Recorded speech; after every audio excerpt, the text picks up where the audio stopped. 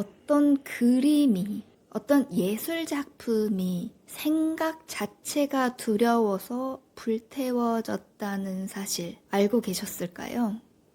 지난 에피소드에서 그 시대에는 그 시대의 예술을, 새로운 예술을 주장하며 몸을 던졌던 구스타프 클림트가 그린 세 점의 작품입니다. 하지만 안타깝게도 이 작품은 존재하지 않습니다. 이 세 점의 제목은 철학, 의학, 법학, 모두 학문을 상징하는 주제들인데요. 하지만 이 그림들은 결국 이념과 권력 앞에서 불태워졌습니다. 당시 꽤나 명성이 높았던 클림트는 빈 대학교 천정화 의뢰를 받았는데요. 그는 아카데믹한 이상이 아니라 삶과 죽음, 성과 본능, 인간의 고통과 감정을 그리고자 했습니다. 예를 들어서 의학에서는 죽음을 품에 안은 여성이 부유하는 모습이 등장하고요. 이는 치유가 아니라 죽음조차 인간 존재의 일부라는 그런 거대한 의미를 담고 있었습니다. 하지만 결과는 비난과 스캔들에 휩싸이게 되죠. 외설적이고 부적절하다는 언론의 질타를 받게 되고요. 학계와 정부는 그 그림들을 거부했고요. 클림트도 분노해서 작품을 회수해버립니다. 이렇게 전통적이고 꽉 막혀있는 보수적인 미술계를 이해할 수 없었죠. 하지만 그는 단념하지 않았습니다. 클림트는 유명한 예술가로서 빈 분립파전을 이끄는 리더로 활동하며 오스트리아가 문화적 고립에서 벗어나는 데 결정적인 역할을 합니다. 예를 들어 그는 일본 미술을 소개하거나 인상파 전시를 직접 추진하기도 했습니다. 오스트리아는 문화적으로 폐쇄적이라는 이미지가 강했습니다.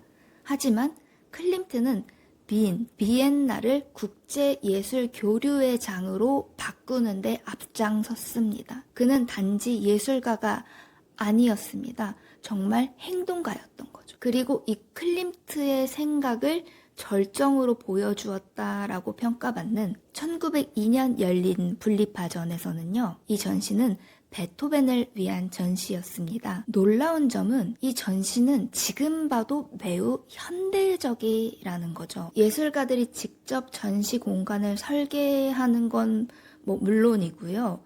작품의 위치 조명 이런 설계는 완벽하게 만들어내면서 전시장에서 들릴 음악까지 설계를 합니다. 전시 기획에 청각적인 요소까지 고려를 했던 거죠. 그렇기 때문에 예술이 말하는 세계 속으로 몰입을 할 수 있게 되고요. 특히나 클림트가 이 전시에서 선보였던 베토벤 프리즈라는 벽의 3면을 채운 거대한 벽화는 단순한 장식이 아니고요.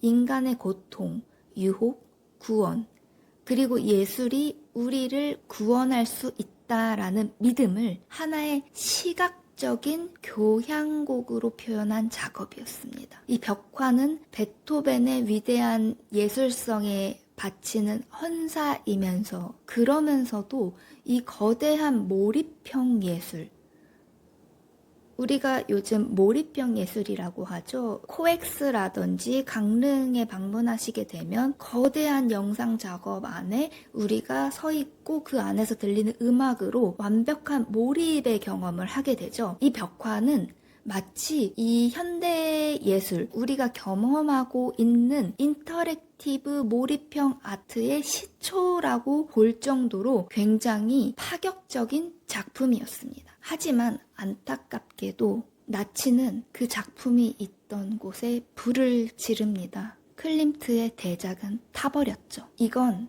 단순한 전쟁 피해가 아니었습니다. 나치는 클림트를 비롯해 수많은 현대 예술가들을 퇴폐 예술, 즉 타락한 예술이라 부르며 금지시켰습니다. 사실 대중의 심리, 대중을 선동할 수 있다라는 그 지점을 정확하게 알고 있었던 나치가 두려워했던 건 예술의 자유로움, 그리고 이 체제를 거부하는 시선 그 자체였습니다. 실제로 타버린 건 물리적인 작품이 아니었습니다. 인류가 상상할 권리와 느낄 권리, 그리고 말할 자유였던 거죠. 지금 우리는 이 클림트의 위대한 작품을 직접 볼 수는 없습니다. 다만 사진 몇 장과 이 작품에 대한 기록만이 남아있을 뿐이죠. 하지만 인류의 기억은 영원할 것입니다. 클림트는 우리에게 묻고 있을 겁니다. 예술이 진실을 말할 때 그 진실을 우리가 견딜 수 있을지를요. 오늘 에피소드에서는 클림트의 사라진 작품들과 예술이 검열당했던 시대의 이야기를 전해드렸습니다. 들어주셔서 감사하고요. 다음 에피소드에서는 더 재밌는 이야기로 찾아뵐게요.